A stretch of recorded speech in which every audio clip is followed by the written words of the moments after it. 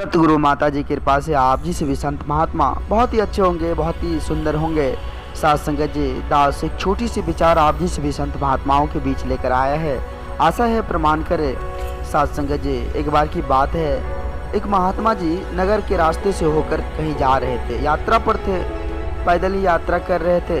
तो साथ संगत जी, महात्मा जी सड़क के किनारे एक ज्वेलरी की दुकान पर जाकर खड़ा हो गया। देखा वहाँ बहुत भीड़ है, सभी अपने अपने हिसाब से जो है सोने चांदी की खरीदारी कर रहे हैं। साथ संगत जी, महात्मा जी वहाँ रुक कर देखने लगे, मन ही मन विचार करने लगे कि एक अंगूठी हम अपने परमात्मा के लिए भी बना ले तो अच्छा रहेगा।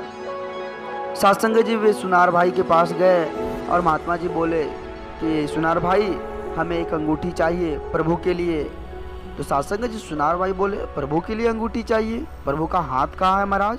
नाप तो लेनी है ना। महात्मा जी, साथ संगत जी खुद का हाथ जो है सुनार भाई के आगे दे दिया। सुनार भाई साथ संगत जी उसको देखकर अचरज में पड़ गए कि महाराज, आप ये कैसी बातें कर रहे हैं? आप प्रभु थोड़े ना हैं जो अपने हाथ आप बढ़ा दिए हैं। साथ संगत जी, महात्मा बोल रहे थे कि यही परमात्मा की हाथ है, लेकिन सुनार जो है वो मानने को तैयार ही नहीं था। बोल रहे थे कि आप पागल हो गए हैं, आप खुद को परमात्मा मानते हैं, यह आपका हाथ है और आप बोल रहे हैं परमात्मा की हाथ है। साथ संगत जी, दोनों के बीच बहस छिड़ गई। अब बहस जो है बात विवाद में हो गया। साथ संगत जी, सुनार भाई जो था साथ संगत जी, वो अपना शिकायत लेकर राजा के पास राजमहल पहुंच गए। राजा भी काफ़ी आक्रामक मूड का था, काफ़ी क्रोधी मिजाज का था।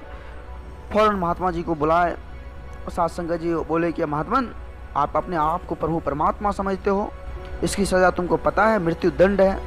साथ संगत जी, महात्मा जी बोले कि हुजूर, हमने कोई गलती नहीं की है, हमने तो बस हाथ बढ़ाया था, यह कहकर कि यह प्रभु परमात्मा की हाथ है।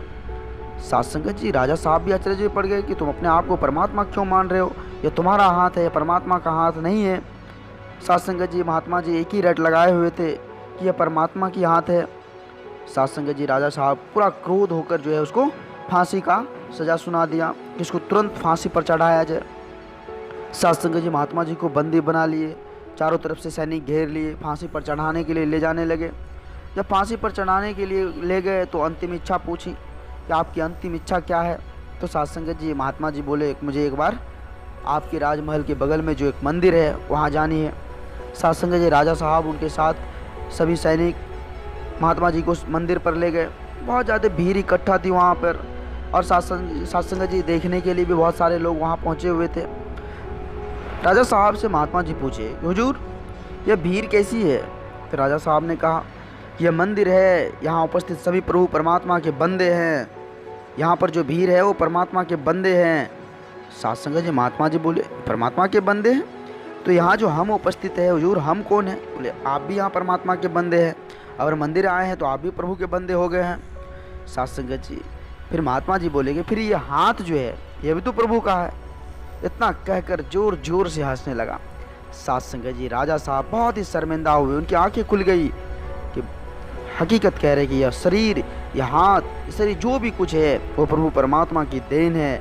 साथ संगत जी, राजा साहब की आंखें खुल गई और महात्मा जी के चरणों में जाकर गिर गए कि आप धन्य हैं प्रभु, आप धन्य हैं। साथ संगत जी, दास आप जी से भी संत महात्माओं के चरणों के धूल के समान है और दास आप जी से भी संत महात्माओं के चरणों में छोटी छोटी कहानियाँ लेकर आते रहता है। आप जी से भी संत महात्माओं का काफ़ी प्यार दास को मिल रहा है, आगे भी इस तरह का लाड़ प्यार दास के साथ बनाए रखना अरदास है। और ये छोटी सी स्टोरी आप जी से भी संत महात्माओं को अच्छा लगा हो तो सभी संत महात्माओं के बीच शेयर करें और दास के चैनल को सब्सक्राइब भी करें। साथ संगत जी, प्यार से कहिए, धन्य निरंकार जी, धन्य निरंकार जी।